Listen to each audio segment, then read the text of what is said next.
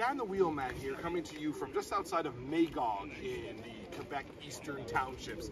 And my very special guest today is this. This is the 2024 Hyundai Kona. This is the N-Line version. There's a non-N line as well, but the N line gives you some special wheels, some other special kind of tweaks to the styling, like the spoiler back there, and all that kind of stuff. But all Konas for 2024, they get this new kind of blockier, chunkier styling through here, these awesome fender flares. Looks really, really cool. And if you come around and follow me to the front here, you see it has these long light bar right across the front. The headlights are actually down here, but this is kind of a cool DRL treatment. Looks very cool. You've got a matching thing around back. Got a 1.6 liter turbo motor. There's also a 2 liter motor coming as well. This is the 1.6, and it's going to be a whole heck of a lot of fun. All the power is fed through all 4 wheels in this model through 8-speed automatic transmission. We're going to take this on some roads in and around the Eastern Townships of Quebec today. I think it's going to be a lot of fun, so let's go take a drive.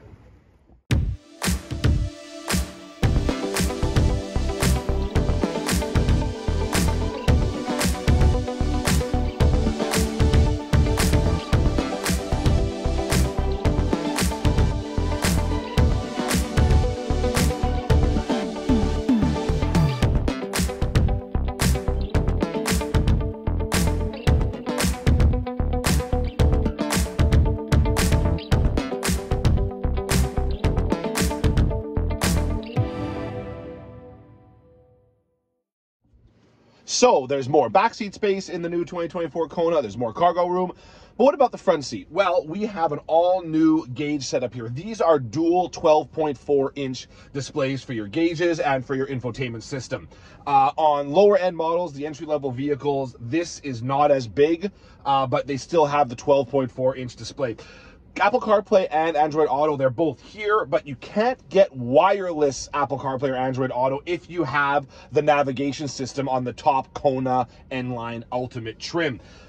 The reasons for that boil down to a whole bunch of political wrangling. I'm not going to get into it here. Believe it or not, it's not even a hardware problem. It's something entirely else. It has to do with the manufacturers of the apps anyway. So you can't have that. But you also have, for the first time in a Kona, you have a 360-degree backup cam. We didn't used to have that. We just had the rear facing. That's only on the Ultimate trim as well, however. Ultimate trim also gives you Bose audio, and that's pretty much it. Oh, you get ventilated seats on the Ultimate trim as well, but none of these have heated rear seats, which is too bad, especially considering the Kona's Kia Seltos cousin. It does have heated rear seats, so that's too bad. Otherwise here, it's spacious, it's roomy, the view out is good. Even though the seat backs are slimmer, they're still quite comfortable. You've got all sorts of great storage here too. There's the wireless charger here, you've got a little shelf here, and then you've got a nice bin down here as well, plus the requisite armrest bin. So lots of storage in here, good view out. I like the styling. It's a little busy here. I do like having more hard buttons as opposed to being a fully touch display for your climate, your infotainment, and so on. That's good, but it's kind of a lot going on here, especially when it comes to the USB hookups. I have all these graphics on it that are just look like I'm looking at a science manual when I look at this thing, whatever a science manual is. Maybe a science textbook. Maybe that makes more sense. Anyway, so there's that, and then you've got your drive mode dial down here, plus your heated seat, cooled seats, heated steering wheel, some other stuff. But all these buttons are nicely laid out, maybe a little busy, but at least they're big, easy to reach, easy to see as well. The last thing I want to call attention to is this shift lever here. Like the Ioniq N, they have the Ioniq N. Like the Ioniq 5, got Ioniq 5N on the mind, obviously, these days, for good reason. Anyway, it's this kind of weird toggle system down here with a button on the end for park. It's down here. It's a little bit tough to see through the steering wheel spokes. I think it's done to reduce the clutter through here, which is fine, but it definitely does take some getting used to. Otherwise, though, it's comfortable in here. I think it looks good. It's well laid out, and there's great storage.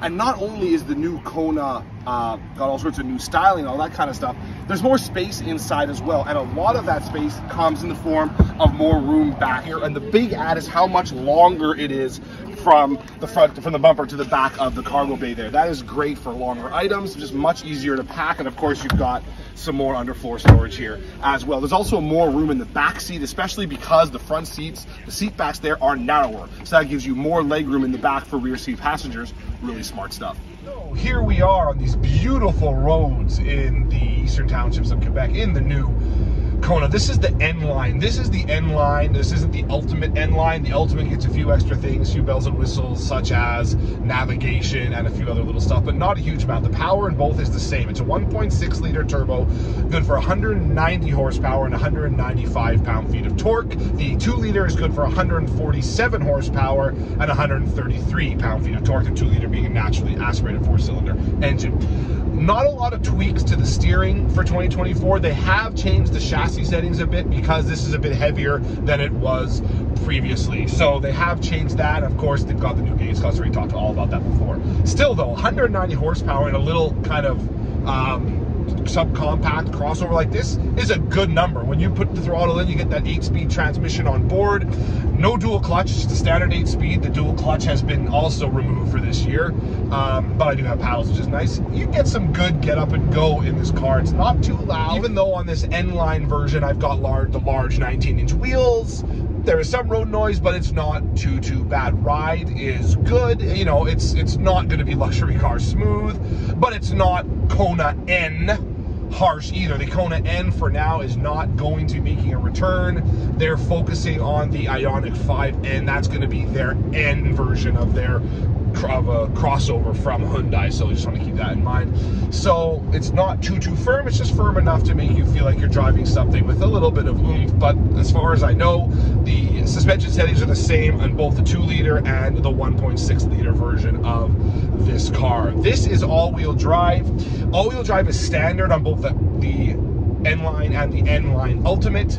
On the base Essential model and the Preferred, which is one up from base, you can add all-wheel drive to those. Front-wheel drive is standard. That's going to cost you $2,000 each. You're looking at a range of about 26 grand all the way up to 38 grand across all 4 trims of the Kona. You can say there's 6 trims if you include the all-wheel drive version of the base 2 models. So there's your pricing. Yeah, the Kona N Ultimate, or the Kona N-Line Ultimate, I should say, reaching it to $40,000 level. Starting to be a bit of a push. That's more than you're going to spend on a Kia Seltos, for example. So you want to keep that in mind. But I do like the drive of this. They say they haven't tweaked the steering, but the steering is responsive, but it's not too nervous. I'm not finding myself having to correct all the time on the highway and through these bends. It tracks nice and true.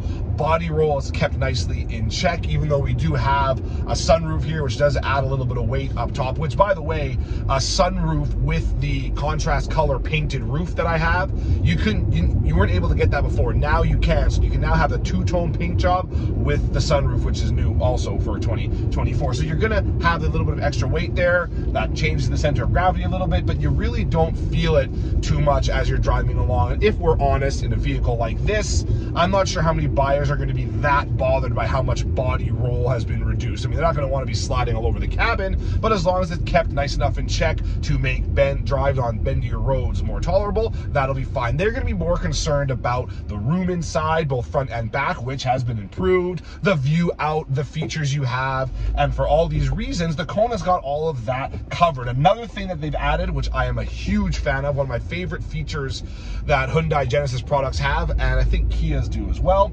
is the blind spot cameras built within the gauge cluster. That used to not be available on the Kona, now it is. So when you flip either indicator, the blind spot camera comes on if you have that feature on your vehicle. I believe it's only available on the top Kona N-Line Ultimate, but still to have it now is really, really nice. But bottom line is more storage, more backseat space, comfortable up front, nice seats, all the important stuff when it comes to this segment. The Kona is a massive seller for Hyundai. It has been their 3rd highest selling model since it was introduced in 2018. That is a big deal. So it's a vehicle they're not going to want to mess around too much with, because they know they've got a good formula to work with, and they've kept it by adding just a few extra features for 2024. Big fan. Sad that we're not going to have the Kona N anymore. That's disappointing, but when I get a chance to drive the Ioniq 5N, hopefully that will make my disappointment, or reduce my disappointment a little bit. Other than that though, really competitive entrant in the compact/subcompact crossover segment. Kona's going to do well. It's always done well. I think it's going to continue to do so. The one we haven't talked about yet, elephant in the room, is the Kona Electric. That is coming. but you're looking at later in 2024 for the Kona Electric. So it's just the gas models for now. The Kona Electric will come in later 2024. They're saying it's going to have upwards of 400 plus kilometers of range and plenty of torque as well, as EVs tend to have. That's another high seller for them. So I'm looking forward to that one as well. So that's going to be coming in 2024. But until now, or for now, I should say, we have the 1.6, we have the 2-liter, lots of room inside, great features, job well done. Thank you for tuning in to this review of the 2024 Hyundai Kona. This is the N-Line version. Hope you enjoyed it. If you haven't already subscribed to the channel, please do. If not, no hard feelings, of course. You can follow me on the app formerly known as Twitter at Dan the Wheelman, and on Instagram at Dan the Wheelman as well. So thanks again for tuning into this video. So until next time, sayonara, folks.